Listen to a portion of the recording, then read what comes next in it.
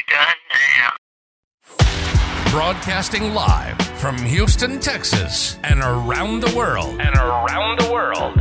TV host, best-selling author, and radio personality Brad Gilmore brings you a collection of conversations with stars from movies. Mark Wahlberg. Hey, how are you? The legendary Mr. Christopher Lloyd. Christopher, how are we doing? I'm doing good. Great introduction. Television. Jimmy Fallon joins us this morning. Jimmy, how you doing, my friend? Good morning. Thank you so much, Brad, for having me. I appreciate this, bud. Kelly Ripa. Brad, thank you for having me. Comedy. Jay Leno joins us. Jay, how you doing? Hey, Brad, what's going on? Gabriel Fluffy Iglesias. Good morning. Music. Lola Monroe. Thank you. Thank you for having me. The legendary frontman of AC/DC, Brian Johnson, joins us right now. Brian, how you doing? Good morning, Brad. What looking at you, give me funny, lad. And more. This is The Collection. Now your host, The Boat, Brad Gilmore. Thank you, Keith, and welcome everyone to The Collection. My name is The Boat, Brad Gilmore. So excited that you joined us for another episode of the show. If this is your first time checking us out, welcome. Welcome to The Collection. This is literally, like they say in the intro, a collection of my favorite conversations with entertainers throughout the landscape, whether that's comedy, music, movies, television, film, sports, wherever.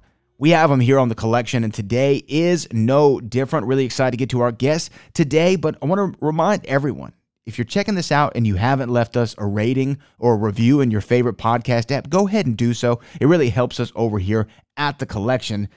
This week, just as all weeks, we are entertaining you with 3 brand new interviews, and this one is one that I'm sure you're all going to love. Let's find out who we're talking to this week on The Collection.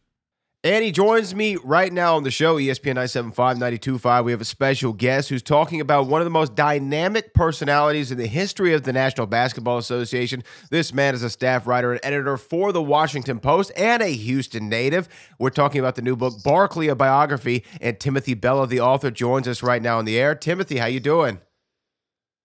How's it going, Brad? Hey, awesome here. It's so great to talk to you. The book is fantastic. I've started to make my way through it. I'm not all the way there yet, but I have so much to talk to you about because Charles Barkley, to me, is an icon in several different ways, but a guy who probably doesn't want to be looked at as an icon if you look back at his Nike ads from the early 90s. But why Charles Barkley for you? Why was this the guy that you wanted to write your first book about? For me, Brad, it actually goes back to my time in Houston as a short, fat Italian-American kid who just loved playing basketball. And I was terrible at it, but the one thing I could do was rebound. And I got that from another undersized, chubby NBA star who just would do things I had never seen before, and that was Charles Barkley. And just being a diehard Rockets fan at first, I actually booed him when I first saw him here. I couldn't stand him in Phoenix. I thought him and his son's team were just no good, when looking back on now, they were an incredible team for that Rocket squad to actually take down. But for me, just being able to actually pattern my still very bad game after his in terms of the rebounding, that to me just kind of set me on this path of Barkley fandom. And then obviously once he got to the Rockets, things just totally changed and flipped, and he was automatically my favorite player, even though he was past his prime. But as I got older, Brad, and got into journalism and understanding some of the things he was actually saying and doing in that time period, he was really special and really stood out from everybody else. And given that we are where we are now with him just being his broadcasting icon, his basketball legend, and just everything he has done, I felt like now was the right time to give him this big biography, because who's lived a better life than Charles Barkley, honestly? Yeah, that's a great question. When you look at Charles and you talk about during the time where he was in his prime, in the 1990s, a part of the Dream Teams. I mean, we all know what accomplishments he had on the basketball course, but basketball floor. Excuse me. But the thing that sticks out to me about him is, even though he and Michael Jordan, were very close during those years, he was in a lot of ways the anti-Michael Jordan. He wasn't the most physically fit, as you pointed out. He had none of the championships, but where Michael wouldn't speak up on political matters, right? Michael Jordan was famous for saying Republicans buy sneakers too. He wasn't very politically active. Charles Barkley was kind of the exact opposite. He would speak up on things like police brutality and political issues of the day. Is that not right?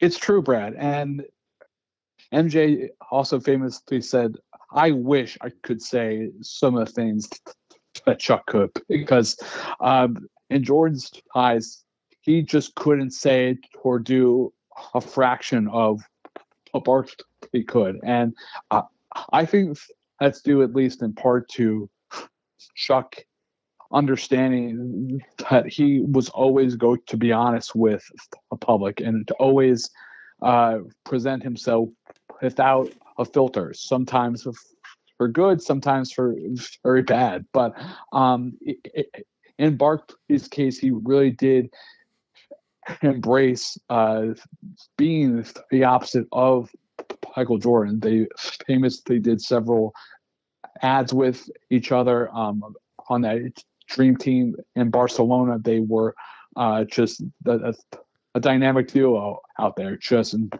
making fun of people and just actually dunking on dudes and just having the absolute best time, especially Charles.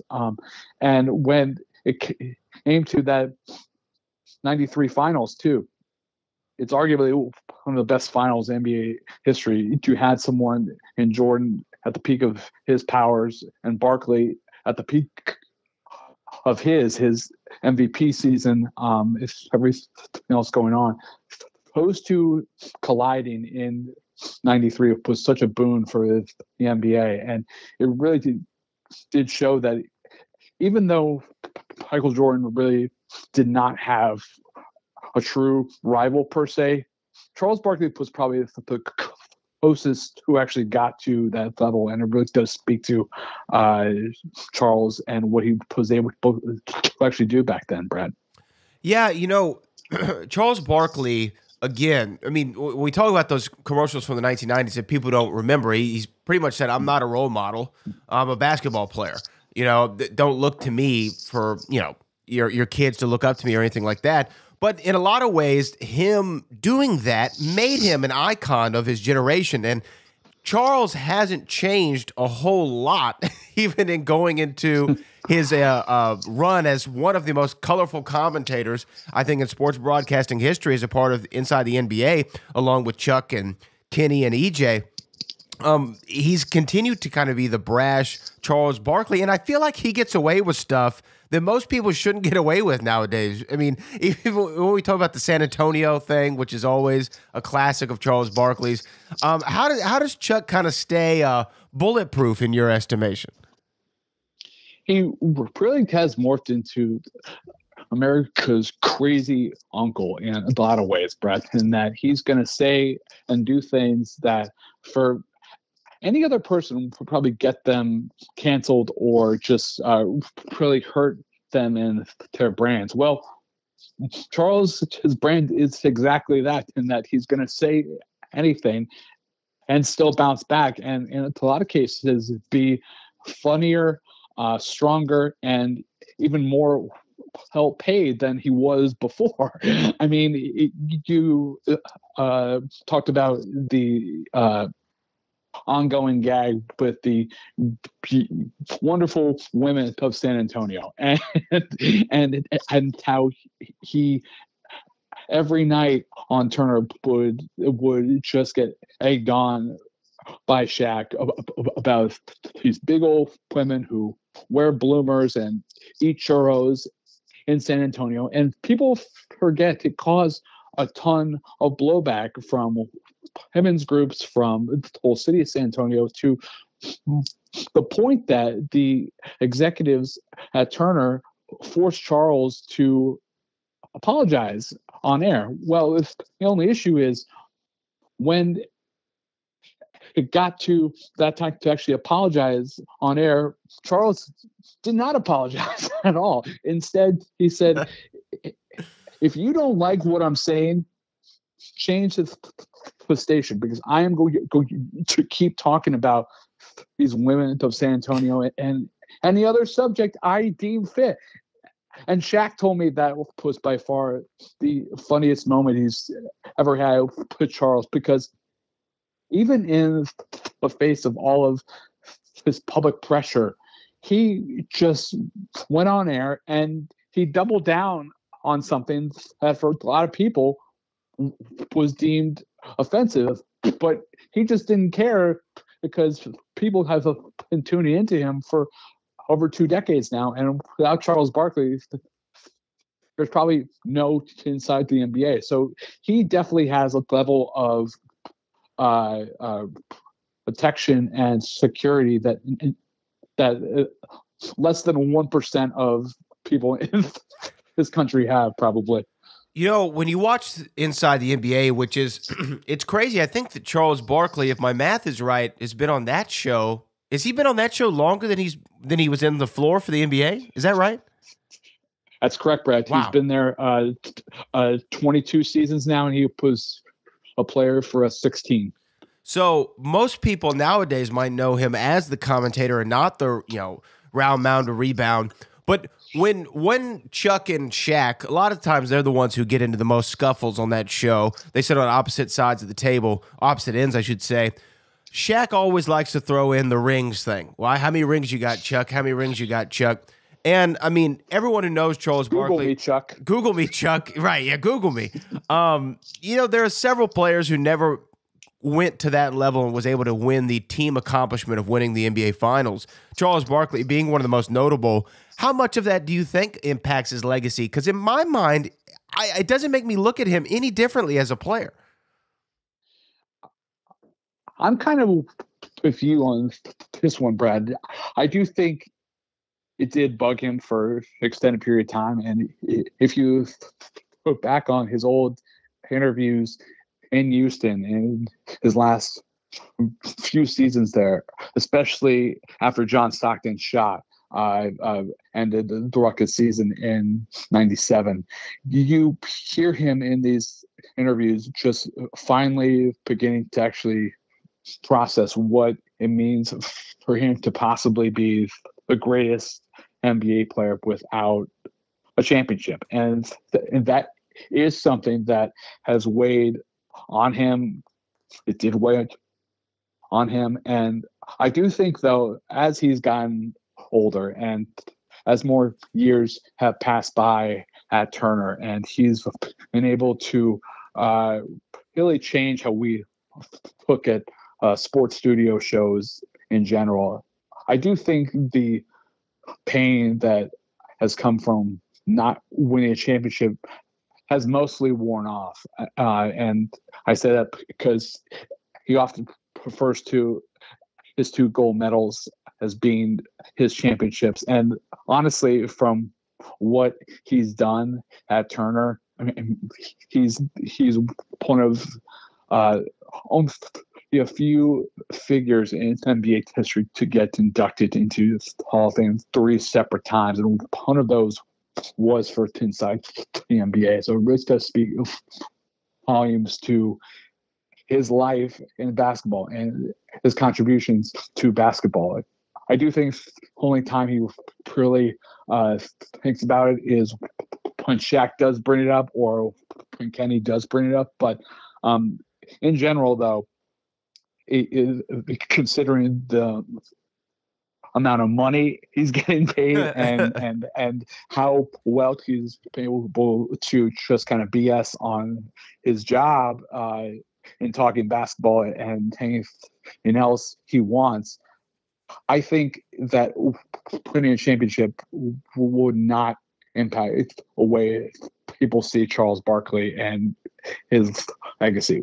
Would it have helped? Sure. But he is a rare case where if he had won the championship, would not have been the first thing you have thought of.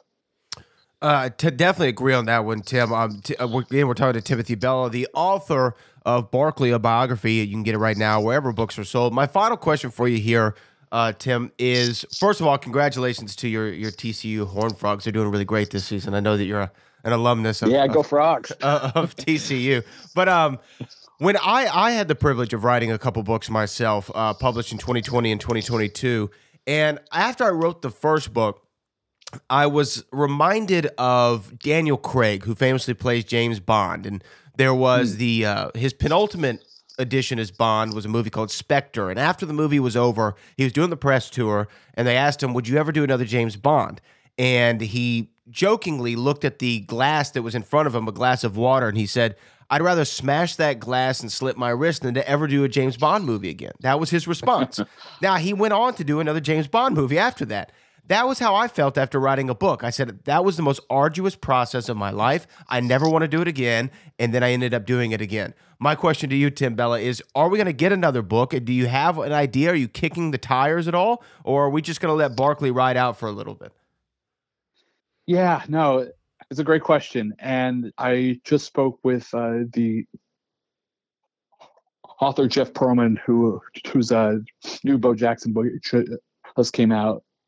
It's wonderful. And I told him, I'm like, hey, Jeff, I think I've got this book writing bug now. And he basically told me, I'm so sorry you've got this bug right now, because like it's a long, very lonely process writing a book. And you really have to love the subject for years and just actually dedicate a big part of your working life to that subject. That being said, I do have another idea in mind. I've got a couple of them. There is one specifically that I feel really strongly about, and I'm going to start thinking on it soon. Can't talk about it now, but it would have a hook related to both sports and Hollywood. So it could also be another biography too. So I'm really proud of what I did here with Barkley. I'm so happy it's out there for everyone to appreciate. The feedback's been so good so far, and I thank everyone for that.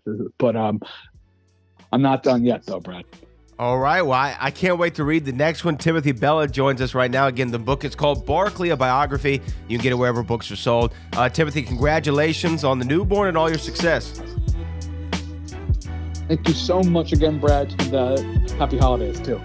Happy holidays to you. Speak soon, Tim. Timothy Bella, everybody.